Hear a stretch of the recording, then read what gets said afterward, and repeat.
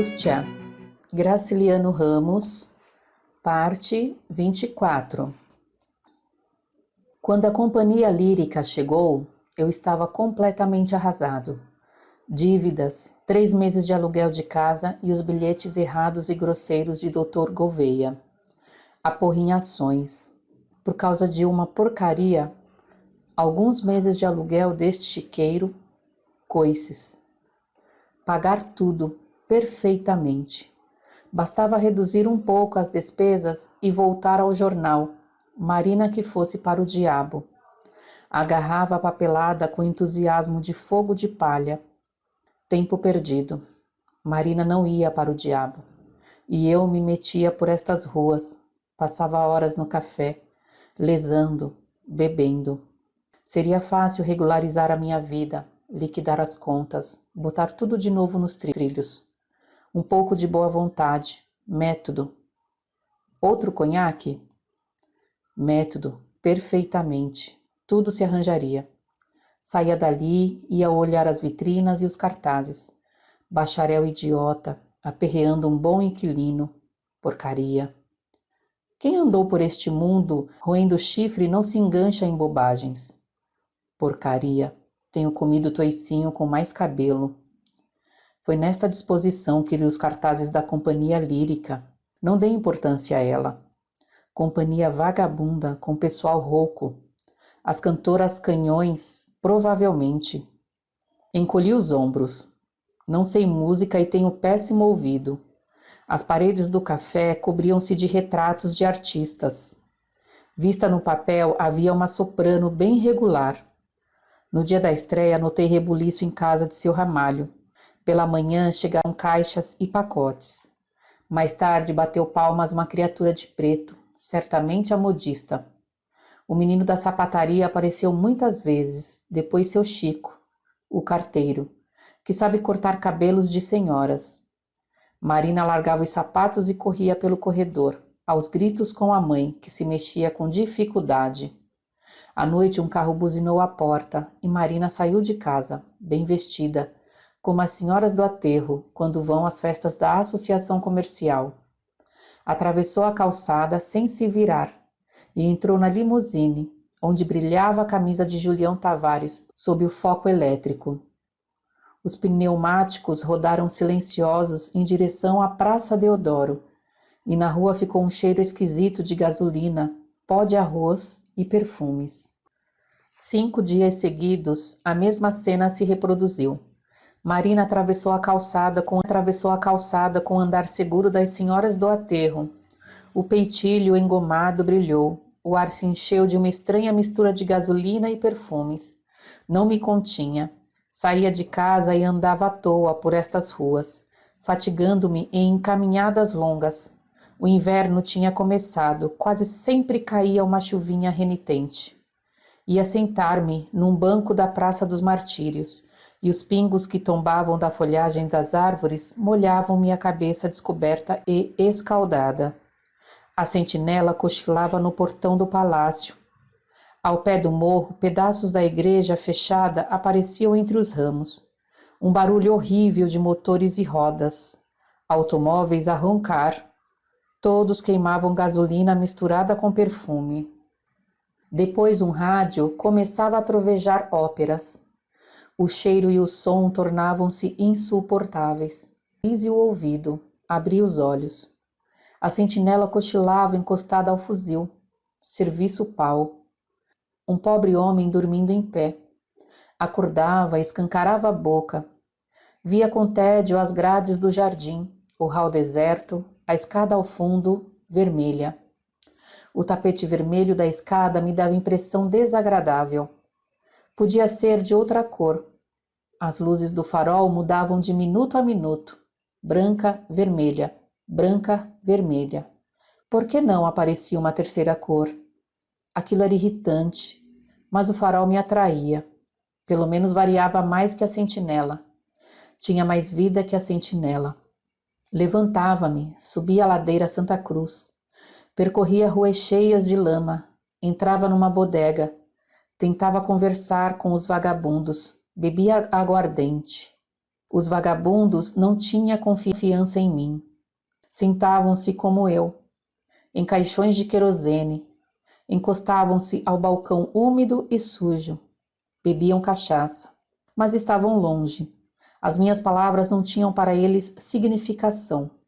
Eu queria dizer qualquer coisa, dar a entender que também era vagabundo, que tinha andado sem descanso, dormido nos bancos dos passeios, curtido fome. Não me tomariam a sério. Viam um sujeito de modos corretos, pálido, tossindo por causa da chuva que lhe havia molhado a roupa. A luz do candeeiro de petróleo oscilava no balcão gorduroso. Homens de camisa de meia exibiam músculos enormes que me envergonhavam. Encolhia-me timidamente. Não simpatizavam comigo. Eu estava ali como repórter, colhendo impressões, nenhuma simpatia. A literatura nos afastou. O que sei deles foi visto nos livros. Comovo-me lendo os sofrimentos alheios. Penso nas minhas misérias passadas, nas viagens pelas fazendas, no sono curto à beira das estradas ou nos bancos dos jardins. Mas a fome desapareceu, os tormentos são apenas recordações. Onde andariam os outros vagabundos daquele tempo? Naturalmente, a fome antiga me enfraqueceu a memória. Lembro-me de vultos bisonhos que se arrastavam como bichos, remoendo pragas. Que fim teriam levado? Mortos nos hospitais, nas cadeias, debaixo dos bondes, nos rolos sangrentos das favelas. Alguns, raros, teriam conseguido, como eu, um emprego público, seriam parafusos insignificantes na máquina do Estado e estariam visitando outras favelas, desajeitados, ignorando tudo, olhando com assombro as pequeninas almas de parafusos fazendo voltas num lugar só. Ia sentar-me no canto mais escuro, longe do candeeiro de petróleo, longe dos homens de camisa sem mangas e das mulheres que arrastavam tamancos. Vagabundos? Nada. Estavam ali indivíduos de várias profissões. O moleque tisnado era engraxate. A mulher de chinelos, que trazia uma garrafa de querosene pendurada no dedo por um cordel, tinha modos de pessoa séria, casada ou amigada. A rapariga pintada de branco e vermelho, com marcas de feridas nos braços, devia ser uma ratuína como Antônia. O homem gordo era pedreiro, via-se pelas manchas de cal na roupa. Pedreiro com aquele corpo, que perigo! Um cochilo no andaime, pisada em falso na ponta da tábua, e no dia seguinte a família estaria de luto. O rapaz de cabelos compridos que tocava violão provavelmente não se ocupava. No carnaval devia ser uma das figuras mais importantes do cordão. E pela festa de Natal, na barca de terra e varas que ali estava armado em frente à bodega, seria um bicho na chegança, contramestre, pelo menos, talvez almirante.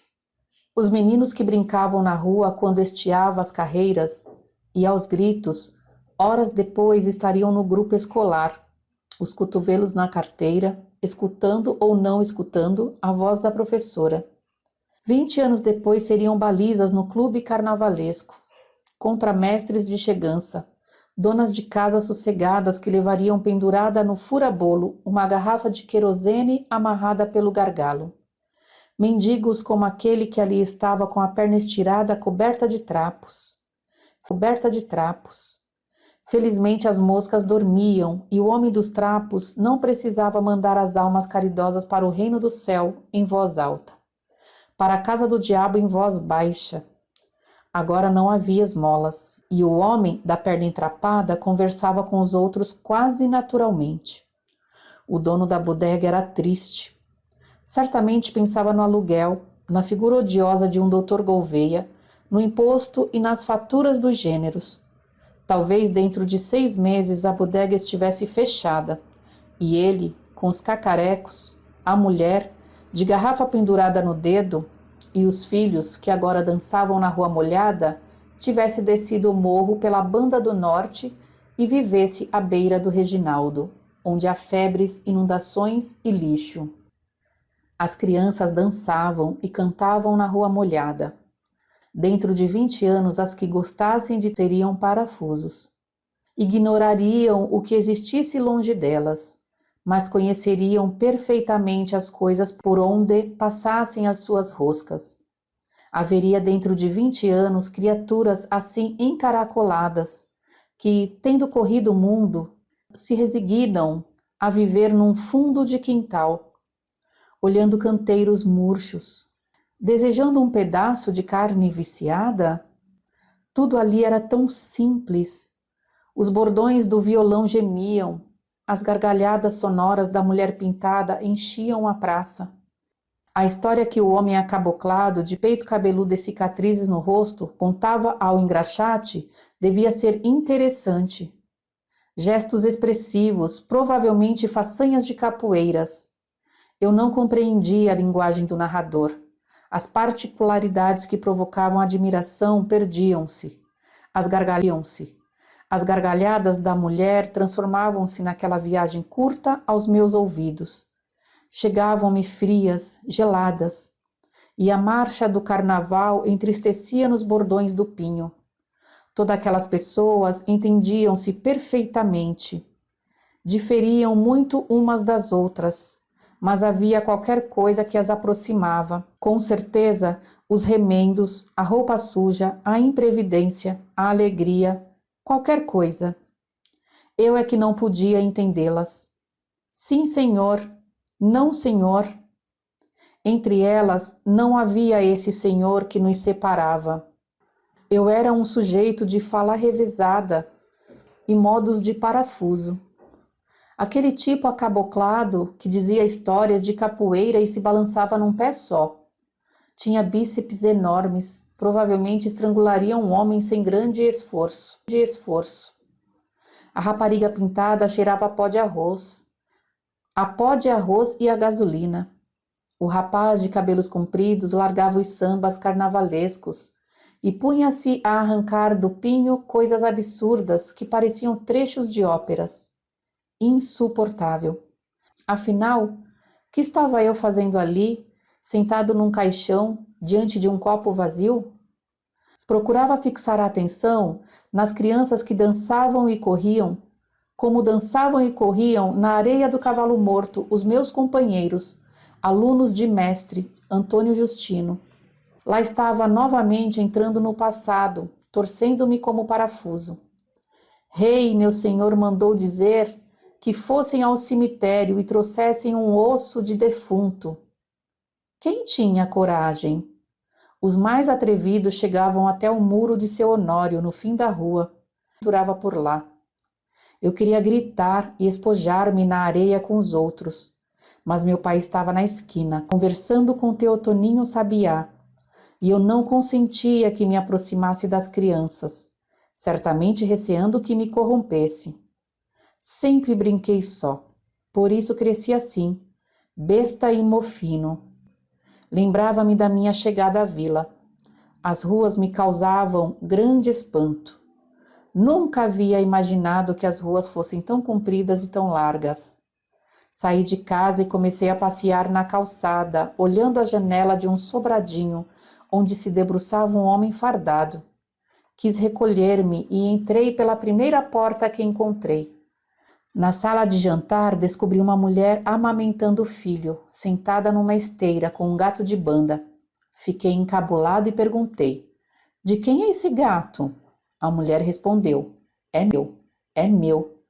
Saí e continuei a passear na calçada, mas sem prestar atenção ao homem de farda que se debruçava à janela do sobradinho.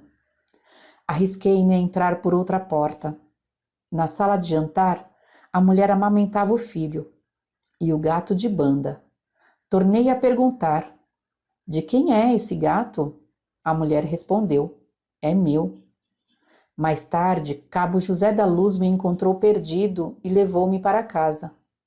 Um menino grande e besta, muito diferente dos que brincavam junto à barca de terra e varas. Na escola de mestre Antônio Justino, sentava-me afastado dos outros, naturalmente para não me corromper.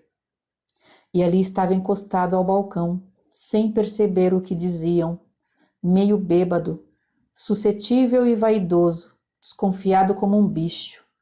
Tudo aquilo me envergonhava. As conversas simples, a alegria, especialmente os músculos do homem que falava ao engraxate. Músculos e mãos enormes, que esganariam facilmente um inimigo. Levantavam-me. Insuportável! A mulher cheirava a gasolina. O violão tocava óperas. Insuportável! Os bíceps e as mãos do homem acaboclado eram realmente enormes.